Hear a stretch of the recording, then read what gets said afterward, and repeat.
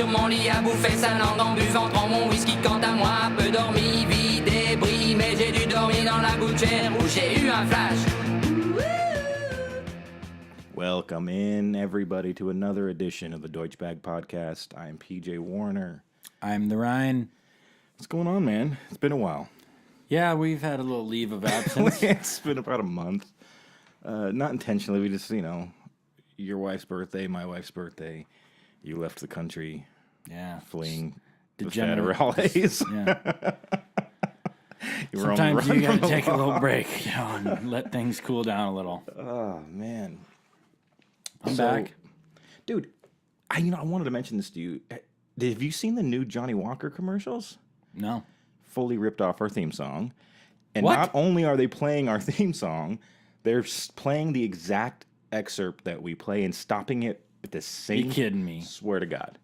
They're all... I see them on TV every day. That's right. All you people out there. It's not like we wrote doubted that us song. before. We have vast influence. We're moving. We're shaking. Yeah. And, I expect a case of Johnny Walker. It better be the next week's goddamn sponsor. Yeah. None of that black bullshit either, or the red, or give us a blue. Oh, yeah, the blue one's the expensive one. Dude, yeah, I noticed it, it was a couple weeks ago. But ever since that... You have to keep my eye out for that. Yeah, man. I mean, it's the exact... it's the beginning of the song. We fade out after, Yeah, you know why I think it's that frame? same... Remember you were saying it's no more than 28 seconds, and you have to get permission to use that sort of stuff. And I stop it right at the right... But it's perfect, because right at the hook, right before the chorus part. That's probably... They used it for the exact same reason, because obviously they're a little different league than we're in. Yeah, they're not quite at our level. Yeah, they're a little below. Johnny Walker.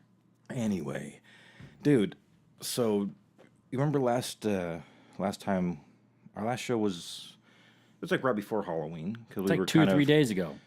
Totally. We were going over even the list was like Halloween murders and stuff. Real like life that. Halloween murders. And I was talking about a murder that happened on Halloween night in my neighborhood when I was a little kid, and for some reason we could not find this story anywhere online, but my sister Maggie found it and sent it to me. I wanted just to read some of this to fill you guys in on this. Because it was fucking pretty grisly. I was really little, and obviously I didn't know the details of it then. I figured them out later as I grew up. My parents wouldn't have told me even when they found out, because it's pretty bad. So I'm just going to read some of this right here. Charles Herbert and Doreen... Oh, wait, no, that's not the part I wanted to start on. Hold on. Herbert. Yeah. On Halloween night, October 31st, 1984, defendant went in disguise to the home where his former wife, Doreen Herbert, lived with her husband of 5 years, Charles Herbert, and their 4-year-old daughter, Deanna, who was a neighborhood pal of ours. While Charles was away from the house, the defendant attacked Doreen with a machete or similar weapon after she opened the door to him. Doreen was 8 months pregnant at the time, also. Brutal. So yeah, remember that one. Among many of the wounds she suffered were severe cuts to her abdomen, uterus, placenta, and the umbilical cord. The fetus suffered severe chopping wounds and was expelled from Doreen's womb. Holy shit, he went straight for the gut when he was hacking at her. Well, it was the new guy's kid. Oof. I guess if that's your motive, right? Hey, get that job Yeah, done. and the other it says 2 chopping wounds to the fetus, and it was expelled from Doreen's womb. The fetus was found dead at the scene. Well, clearly. They said she was 8 months pregnant, so that thing was about, that was almost a full term. Yeah, premature babies come out sooner than that and live. So yeah, damn. That could have survived if it wasn't hacked and mutilated. The fetus was found dead at the scene. Doreen died in the ambulance on the way to the hospital. When police questioned defendant later that night, he denied killing her. He just lived up the street, too, and they lived a few blocks up. At the trial, however, the defendant did not contest his identity as the killer. Oh. Does that mean he admitted, or he just didn't deny it? I don't think they were trying to find him guilty as much as they were just trying to get to the bottom of it. By time, I don't even know when the trials took place, but it was so far down the line. Superior Court doesn't just have an open door policy. There's a long wait Did he to get into that. system. Did the husband? He didn't come home at the time or anything. The new guy. No, he went to the liquor store, which is I'm not going to read this whole thing word for word. I skimmed through the whole thing today, but yeah, was pretty That's much the luckiest pack of smokes that motherfucker ever had to go the buy. liquor store because he had taken the little girl Diana out trick or treating and came back and was like, "Oh, I'm just going to go up to the liquor store get something," you know. And it was getting late, you know, kids weren't really trick or treating anymore. And when which means that the murderer, her ex, had to have been waiting for the dude to leave. But the thing is his whole defense team, the whole case they put together was because the guy who committed the murder had a child with her originally. They had one kid right before they got divorced. The kid, after they were separated, the kid was still living with them for the whole 5 years she was married to this new guy. This other kid was 8 years old, and he drowned in the pool and died. Oh, man. So his defense team was claiming that she didn't want to save the kid and that it was kind of intentional, which that brought up a whole different fucking can of worms, which I don't know. They don't touch on this because that's obviously a different case, but his defense was insanity because of his she allowed his son to die. Like, because she didn't want that part of him around anymore. Yeah, it was a constant reminder. She had a new family with a new little girl, and she was pregnant when she was with this new guy. Shit, that may be true. And you think about it, and it's like, you know, I don't know, but a mother of any sort's not going to let their kid die. Might be surprised. An 8-year-old isn't too little to be unattended in a pool. I mean, for a minute. Well. I mean, I don't have kids. I mean, if I had one, I guess. He'd drown. 8. Man, I was playing outside by myself doing crazy shit when I was 8. My parents weren't around. When you're swimming, sometimes I would almost drown when I was about that age. My mom saved me. Yeah? How? Dove into the fucking pool and took me out and breathed life back into me. I don't mean, how did she revive you? Oh, I don't remember what happened. I just heard the story. Life back into me. I went down, didn't come back up.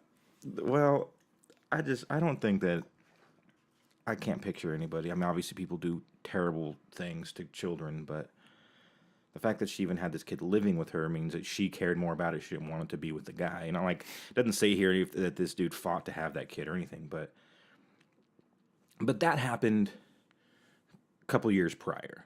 So he'd been sitting and dwelling on this. Yeah. And his other defense was that he got demoted at work. And the funny thing is that he worked where my grandpa worked, at Lockheed Martin. They make military missiles and rockets and shit like that. That's a demotion after killing your wife. Well, I'm just saying that was his. Child. That was his. Your ex-wife. That was part of it. I mean, I guess if you're fucking representing this guy, you got to struggle for any form of defense you can get. I would just say, hey, I get guilty. So the guy waits. The new husband leaves. He goes in. Man. Just slashes the shit out of her. Cuts the baby out. But not only, okay, if you're like slicing at the stomach of a pregnant woman, clearly there's intent and you know there's a baby in there. But not only did the baby like get expelled from her womb, which I'm sure just like flopped out of her stomach. I imagine it like popping his zit, kind of. He did a hack and he just kind of applied pressure to those edges. But the fact that he went as far as to hack at the baby's limbs. Brutal. Yeah, it's gruesome. But the most gruesome part of all of this was that the daughter Diana was hiding behind the couch and watched it all. That's brutal. Again, in this article I'm reading, I'm not going to... This article is extremely long. I can't even find where it talks about that. But it said that when questioned at the scene, she said she was hiding behind the couch and saw everything. She saw all of it, but she couldn't necessarily identify the attacker because it said he was wearing a werewolf mask.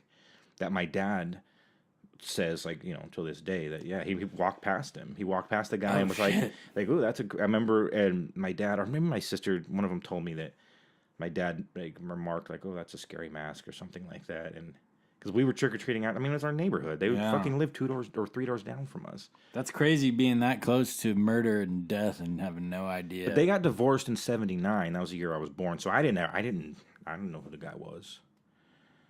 None of us really did. I mean, my dad obviously did because they lived there, but he had a mask on, so it's not like he knew it was him. He just remembers a guy in a werewolf mask walking by him, like, right as that happened. Think about that, though. How many times have you been within spitting distance of a murder in your life and never knew it?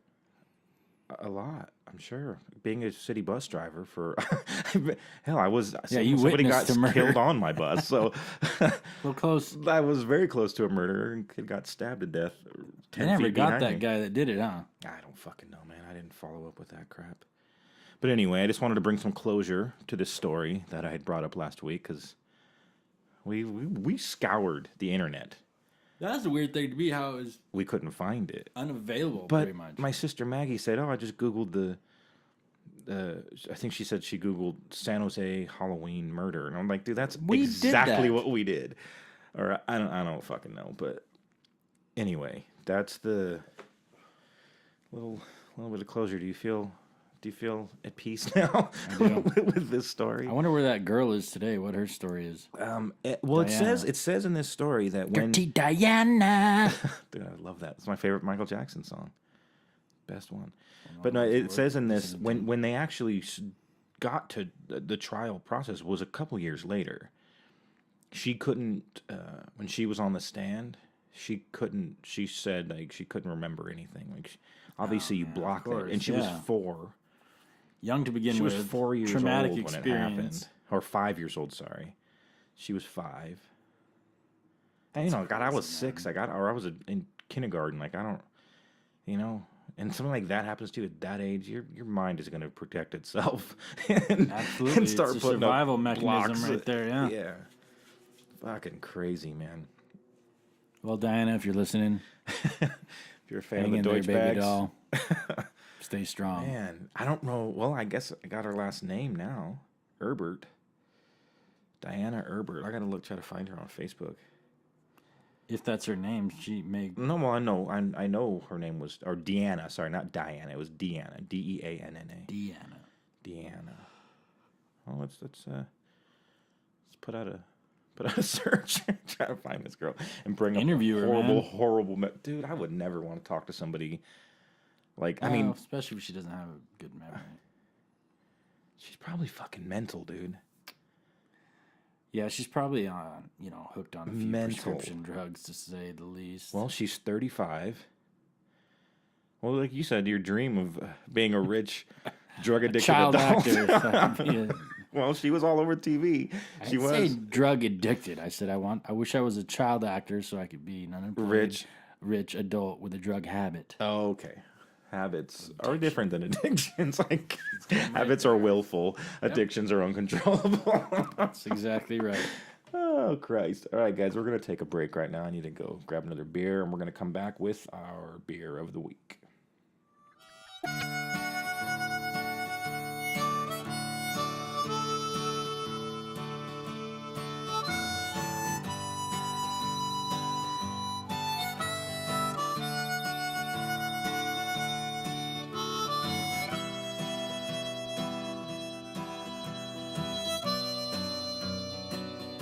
I met my love by the gasworks wall.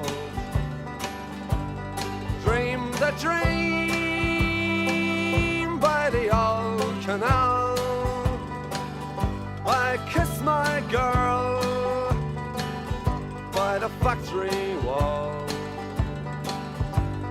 Dirty old town, dirty old town. All right, welcome back, ladies and gentlemen. Now time for our beer of the week. This week we chose Dragon's Tooth Stout from Elysian Brewery out of, I believe, where is this from? It's in Seattle, right? Seattle, Washington. Yeah, I got it because the label looked cool, just like the last one. I didn't read what it was or anything about it. Look, it says Imperial Oatmeal Stout. velvety and complex, combining flavors of chocolate, oats, and citrus. All right, man. So let's try this out. By the way, it's 8.1%. I just alcohol saw for that today. too, so I'm excited about that. All right. Damn, that looks like Pours a dark brown. that looks like used motor oil. No fucking joke. It does. Oh, damn. It's nice and It's thick. gonna. Damn, you can't even see through. It's gonna eat like a meal, man. Smell that. Holy. The bouquet is of a burnt. I know, we toffee, gotta get more chocolate, sophisticated after last Hell no, week's. it tastes good. Oh man. Wow, that is a formidable flavor. Bites you. Oh man, yeah. I know you got chills too. For full-on goosebumps. Woo! First beer to give me goosebumps in a long time. I definitely taste chocolate in there. Oh, for sure. Oh, I mean, look at that thing. You can't even see through that at dude, all. it is motor guys. oil. I am not kidding you. It looked like used motor oil pouring it into here. Wow. It's got a dark brown head on it. Yeah, the head's even brown. Darker than Guinness. I mean, but the beer itself, good. holy Lord. It lingers too. I mean, I'm still tasting that thing. I took Right? one I only drink. took the one sip and I'm like, it actually burned my throat a little bit. For real. So, yeah, I got this at Bevmo. Again, their weird imported craft beer section that changes every time I go in there. It's different, weird, different things. And I never really want to particularly look at like IPAs or stouts or whatever. I just look for the first thing that really attracts my eye. I like catchy labels, you know. Yeah, it's a great looking label, Fucking man. advertisement. You say it's from a local tattoo artist Local in tattoo Seattle. artist. Joe Who. Says it here on the label. So yeah, Elysian is the Shout out Joe, good looking brewery, dragon. and Dragon's Tooth Stout is what this is called. Jesus, man, I Dude. like it, man. And it smells so insanely pungent. I can't. There's something in there that I can't put my finger on. Right, almost like the burnt gasoline toffee, man. or I'm something. serious. It's like I'm getting notes of gasoline. getting hints of diesel fuel and bile. So, dude, you were just in Canada, right? Went to Canada. For Oh, how was that? 3 Inches of Blood. I know I haven't final talked to two you since you've been shows, back, man. so like, what happened? Well, it was a great trip. I went by myself. It was bittersweet. You Why is know, that?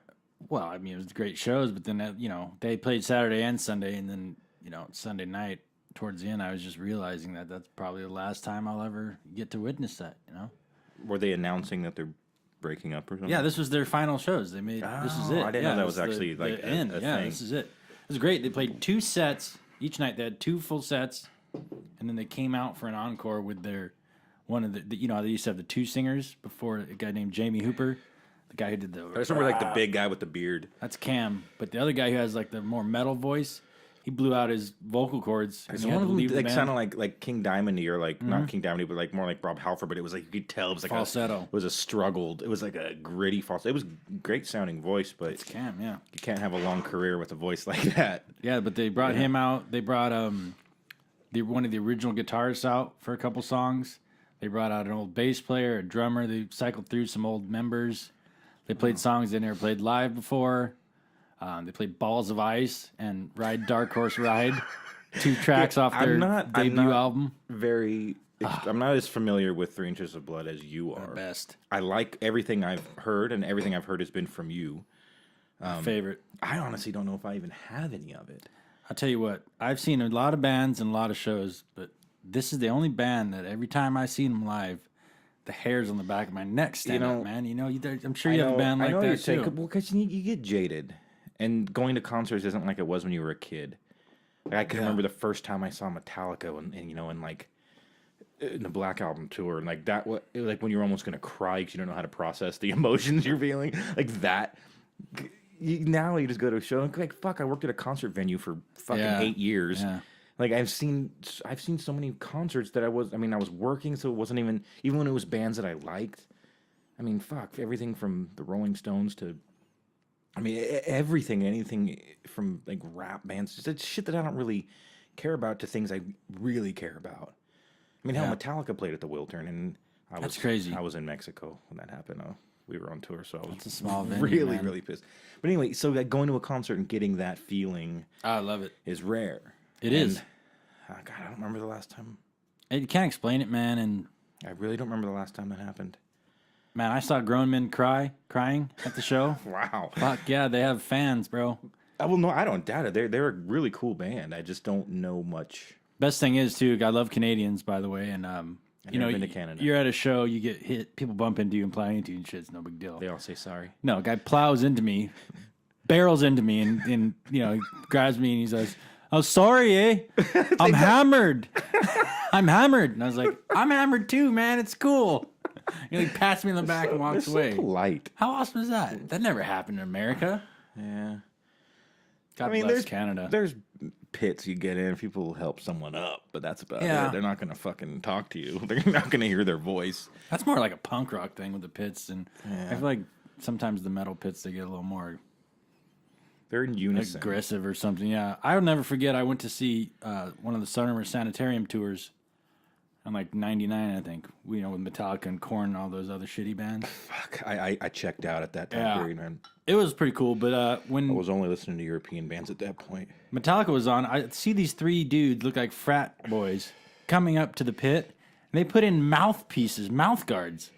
Wow. Before they went in, like they were geared up and ready. That's just when to hurt concerts people started and, to like, suck. That was When ridiculous. fucking frat house fucking bros were going to concerts with they're taking their shirts off with their sweaty ass fucking muscles, slamming into fucking people, and They had misunderstood the whole purpose. that's what I'm of saying. You know, Like, of a pit. you don't go in there to fucking start war on people. You go in there because You have a good time, man. Let off some steam. When you're young too, and you got a lot of adrenaline, and you listen to like one of your favorite bands, and you just have just so move, you're like, man. oh my Thrash god, around. you just start jumping around.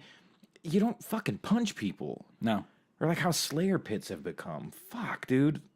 The last time I was in a Slayer pit was probably the God Hates Us All tour, I want to say. No, maybe it was probably after that. Maybe like 2005. Or probably that's the last time. I can't do that shit anymore, man. I mean, It's hard, and especially people when at you get Slayer older. concerts have been caught with like razor blades stuck in like their boot sole Yeah, part yeah. sticking out, and like, why do you want to do that? I mean, I guess that's different from the bros that would go to a Metallica concert, because Slayer fans are some of them are pretty fucked up, and they think like Slayer, they got to see blood. And they misunderstand Slayer as the band, you know, because those guys aren't really like that, man. They don't promote that kind of shit. No. I mean, their album covers say different, but Well, that's the whole thing. With yeah, that's metal, the thing. man. But anyway, God, I'm trying to think. The last show I saw where I was like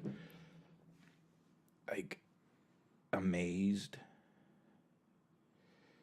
again, like, and had that feeling of like that not jaded feeling.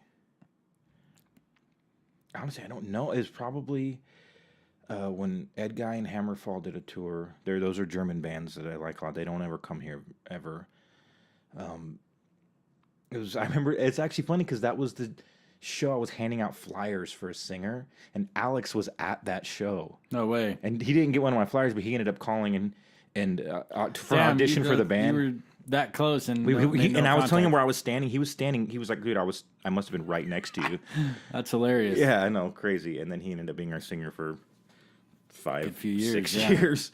But that show was great because it was bands I knew I can't see, and the That fact makes it that special, man. they are like arena gods in Europe. But they come here, and I saw them at the Palace, which is now the Avalon on Vine. That's crazy, Right? man. The holds like maybe 800 people, maybe 1,000. Not even 1,000, because the Wiltern held 2,000. It was less than half the size of that. Tiny. It's like a House of Blues. It's almost lucky in that regards that they're not super huge over here, so you get that opportunity. Or That's like an intimate yeah. show for a band like And that. that man. was Ed Guy was on the Rocket Ride tour. So yeah, that was 2007. I want to say, maybe 2008. 2000. No, earlier than that. I don't know, but it was pretty much right when Alex joined our band. That one got me like that because it was. Well, it's not It only was, you it love was a the bands, rarity, and the fact that I was and seeing you know them in that's such like a small almost place. like a once in a lifetime Yeah. opportunity. 'Cause the only or- time, how often especially that happen? because they're European, the only time I saw them was on videos on YouTube, and they're playing like the Wacken Open Air Festival with fucking 100,000 Oh my people, and then that's the only videos I saw, and I'm just like, holy shit! And I'm watching them, and the place wasn't even full. Like That's crazy. nobody fucking. That's why they don't come here, because nobody fucking gives a shit. It's not worth it. Nobody goes just to experience new shit. I mean, we went and saw Dream Evil, which, again, another amazing German metal band. And it was at the Key Club, even smaller. The Key Club's like a fucking bar. Yeah. And there was like maybe 10 people there. What? No joke. And they still went on with the show. I would have been like, yeah. Fuck. Yeah. It's like a rehearsal. Me and Eric and Sean went to that. And there was seriously like the Key Club, you've been in there. Like the floor, like in front, like the hardwood part, was like maybe like 4 people deep. Oh my God. Across, so which would maybe be like 30 people. Right? That's crazy. And then, but yet you see, and Gus G is now, well, I guess he played with Ozzy for a minute. He's back in Firewind now, a guitar player. And Snowy Shaw, the drummer who's from Merciful Fate, he's doing his own shit now. He's not in Merciful Fate anymore. He's actually in a band called Denner Sherman, which is the 2 guitar players from Merciful Fate. So they're doing like a solo thing. Denner Sherman? Yeah, it's the 2 last names of the 2 guitar players. Okay. And actually, the singer of that band was a guy that we used to tour with in a band called Cage from San Diego. You remember them? They played up here with us a couple times. That does sound familiar, man. I think they played the Roxy show with us. Did they play that Turtle place with you in San Diego? Yeah. Yeah, no, Wasn't it called like the Turtle or something like I think it was like the Jumping Turtle. It was like San Marcos. something Turtle, yeah. Yeah, they played there with that. Anyway, he's doing That that guy. That guy had me working the door because he was short-staffed. Oh yeah, that was that stint, or you came down to Mexico. Michael with us. Schenker played that night. No, we played. That was Turtle Brick or by something? Brick. Oh, that was that Brick was by two Brick in different San places Diego. then. That's a bigger venue.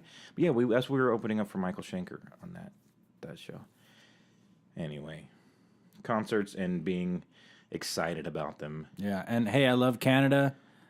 I suggest anybody goes there, eat some poutine. Oh God, getting like real squeaky cheese though, because poutine, you try to get it here and people fucking put like they cut up mozzarella sticks. It's like, funny you mentioned that because know? I was talking to my mom about it, and she's like, because I was like, I want to make poutine. She's like, I don't think you can get cheese curds unless you're in can't. Wisconsin or something. Pretty much, or you got to be next to a cheese factory, which the closest one here is in Bakersfield.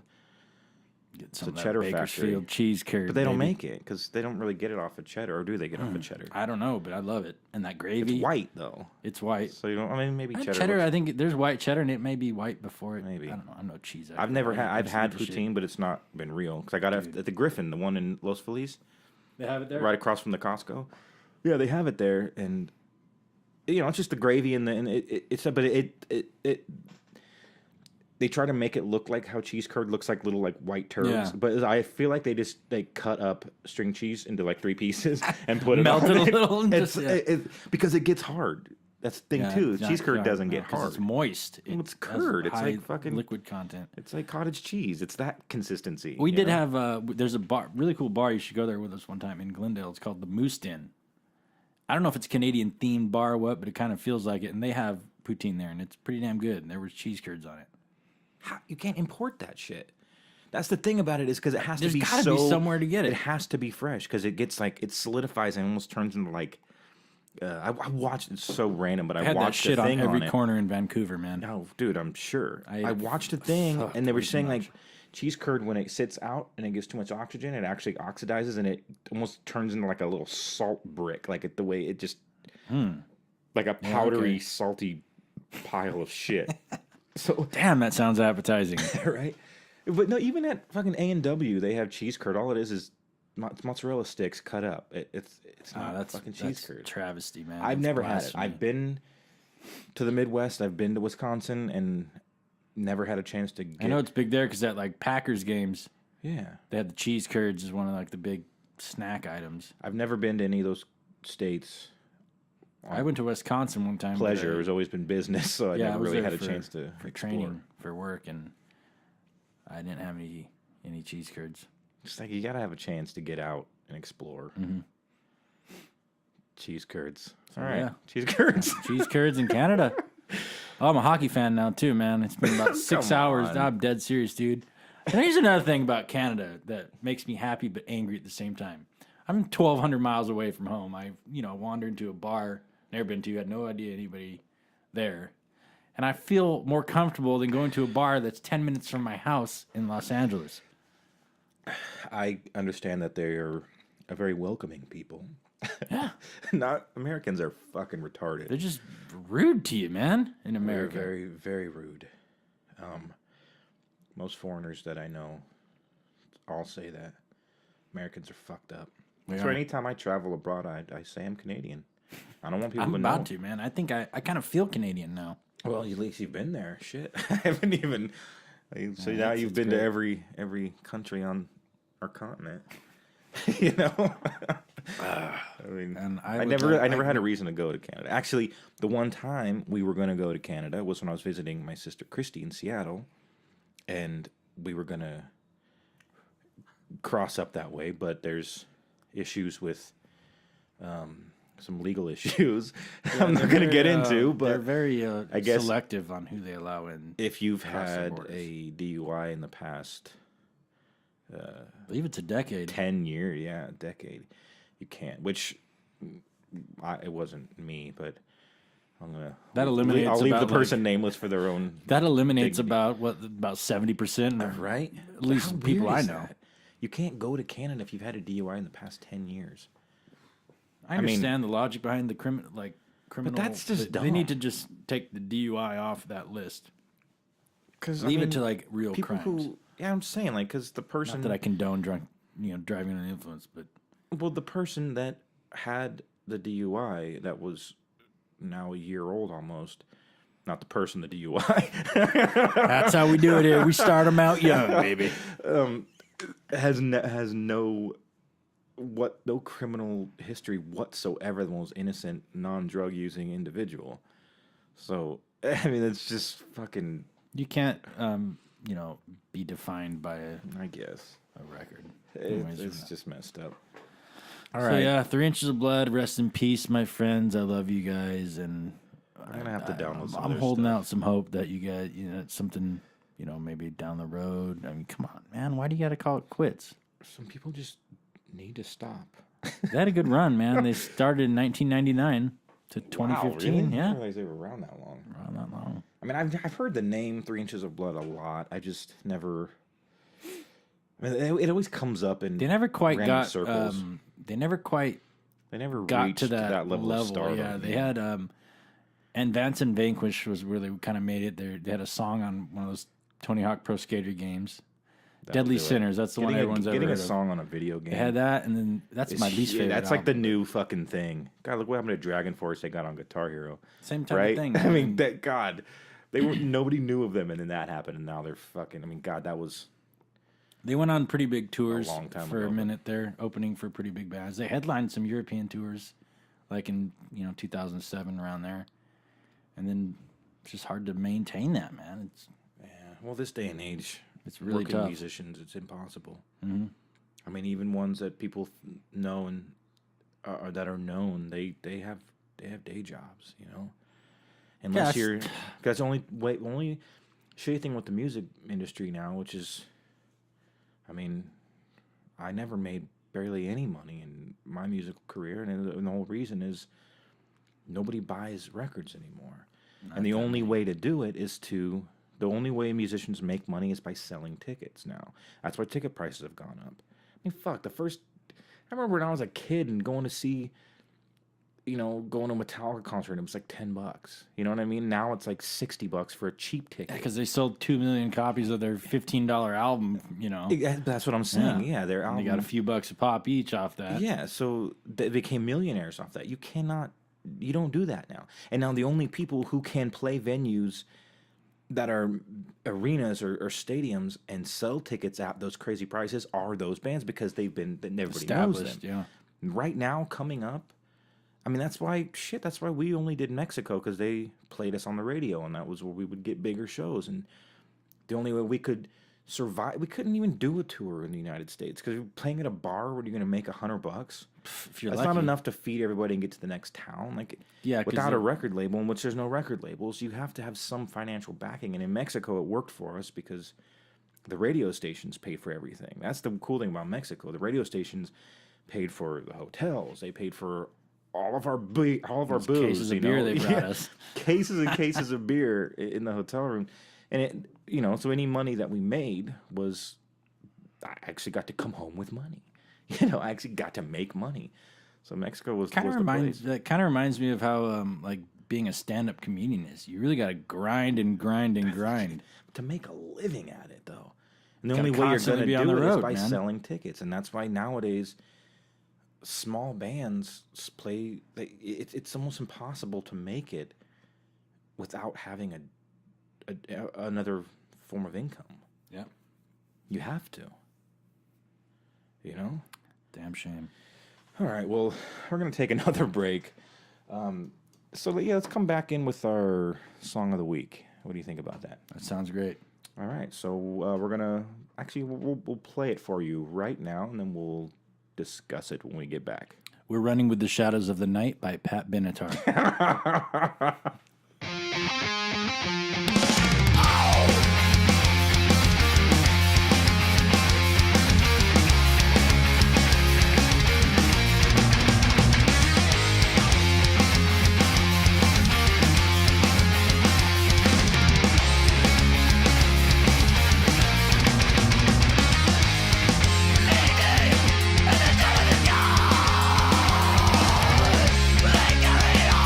Without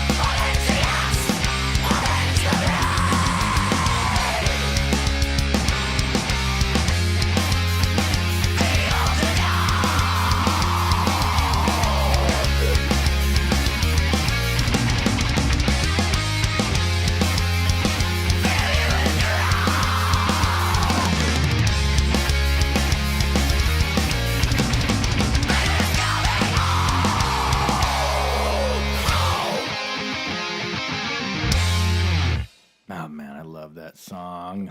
That was pretty awesome. What was that? That was Forest King by 3 Inches of Blood off Band their, that we've been talking about Yes. for the past half hour. that was off their Fire Up the Blades album. And this was just, a little shout out to them, little paying our respects since they're dead and I done. every time you play them for me, I love it. And I'm always like, man, I'm going to download their shit. And then I forget or I just don't. It's been easily like almost a decade since I'm sure it's been at least 10 years. I could have been doing this. I just haven't. I think you're not alone because they haven't just gotten never around to it. quite got that fame. I think everyone liked it, and then they just, I'm gonna get that shit, and then something else came along, or But I don't bring know. bring them. I'll bring it all and for what you the next fucking week. One, like, what was it? 2 shows ago, the Oh, the Uncle Acid. the Vanners. Dude, you know Van what? music, I'm van gonna tunes. get off subject for just a second. My sister in Seattle, Christy, she was laughing really hard about the whole Vanners thing because she has a group of friends up there that do a podcast, and They're she's like, Vanners? and she was like, They're I two percenters? never heard anybody else say that. And I was like, I never heard that. And she was like, and their last podcast they did was from like an old school like van convention where they were Oh like, my God. so fucking We got to get in with random, those guys and so random. collaborate. I don't know if their podcast is just about vans, but I don't remember what this was a while ago, so I don't remember so exactly. awesome. I But it love was that. like, just super random. But anyway, that band, yeah, you're supposed to bring me these things, and you don't. Okay, I didn't even bring headphones today. So let's just throw that out there, man. I'm fucking Good thing I degenerate. have an extra pair. But still, Yeah, I'm gonna pack a bag tonight when I get home. Just set it by the Just door set it there. for 6 days. Then on the 7th day, I will grab it, put it in my truck, Hopefully, we actually which is not a van. do a It should be. podcast next week. We're going to. Christ, we've been having a terrible record, but we're going to be more consistent. We promise. It's like that dad that never shows up to his kids' fucking little league games, man. I'm sorry, son. I'll be there next week. I promise. That's just mean. Well, that's the way it is, man. It's a harsh world out there. Okay, before I forget, because it just popped in my head, when we were on two breaks ago, I actually looked up the little girl from the murderous scene in my neighborhood, and Deanna Erbert. When I Googled it, her name, the first thing that came up was the site I was reading off of, which would have been convenient if I knew her last name. All we had to do was know I her just last found that name. right away. And the second thing, what was? Hold on, wait, I got it. Classic. Please back open. The second thing that came up, apparently, in 2007, there was a Lifetime movie made about it, dude, called My Neighbor's Keeper. The true story of William Michael Dennis and Deanna Erbert. Isn't that Here's weird the weird that- thing is they chose the murderer That's exactly what I was gonna say. and his daughter, but or that's not his daughter. The It- witness to the murders. and the new wife's kid. maybe So I they. guess she was the only one who survived. Those are the murder only two scene. survivors. The mother and the, Like the other, the fetus or whatever the fuck. new husband that went off to get Bruce, But he came wasn't back there. to it. Oh God, can you imagine coming back? So your wife just I'm not hacked trying to and like butchered. get back into the old story, That's but a good heavy metal song. We should write a song about this fucking event. I'm sure somebody has. I'm sure But they don't have somebody the has. firsthand experience that you do. You lived it. Well, I was just there. What was that? Oh, the 3 inches of blood. Oh shit! I forgot I was actually doing that. Okay. But anyway, so That was there a fast 9 weeks, dude. there was a Lifetime movie in 2007 called My Neighbor's Keeper, which I have to fucking find right now.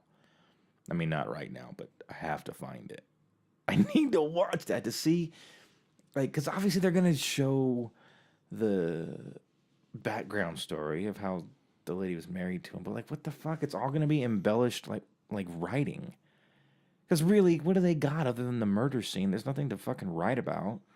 Oh, it looks like it takes place after. Look at this. My Neighbor's Keeper is about a woman who is unable to have a child of her own, but finds a way to comfort a neighbor's child whose mother was just murdered by a man wearing a Halloween wolf mask. Okay, so it's completely So it's fictitious. this lady wants to take this, bastardized child as her own. Oh, that's creepy shit, man. And the husband eventually begins to resent the neighbor's interference. Do you see how like the business just fucking completely destroys actual stories? Like every true story we've ever seen movie-wise. Yeah, this is based off of a little girl named Deanna who was our neighborhood friend and a murder sequence. But the fact that it's called The True Story of William Michael Dennis. William Michael Dennis was the murderer.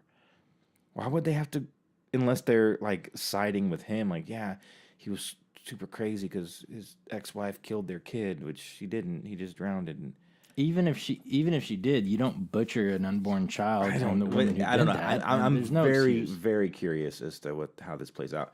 Anyway, it popped in my head because I remember we looked this up after that segment. I forgot to bring it up. Oh, and by the way, we never mentioned his sentence. He was sentenced convicted on 2 death counts. And on 2 counts of murder because he murdered his ex-wife, but she was 8 months pregnant, and the fact that the fetus was laying on the ground in a completely separate place than she was, and that it had been hacked up too. So, 8 months.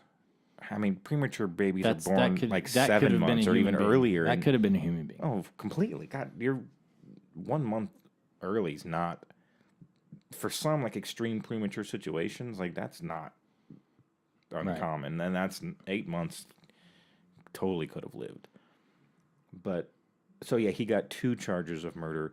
1st-degree murder on her, 2nd-degree on the baby. Because I guess if you think about it, maybe the baby just flew out when he was stabbing her. Hell no, he pimple popped that thing out of there, baby. But the fact that what did it say that the baby had hack wounds?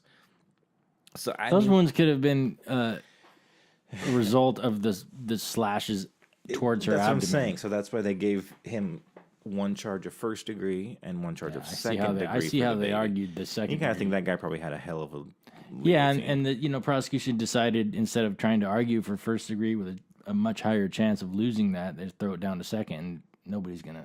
And the fact that it was already tacked onto a life sentence. And that's an easy conviction for that shit. But what's tacking something onto a life sentence? I guess when you're up for if you got just the 1, you would get a life sentence. But also the 2, because you he have had the chance 2, there was no death penalty. But there was also no chance for an appeal.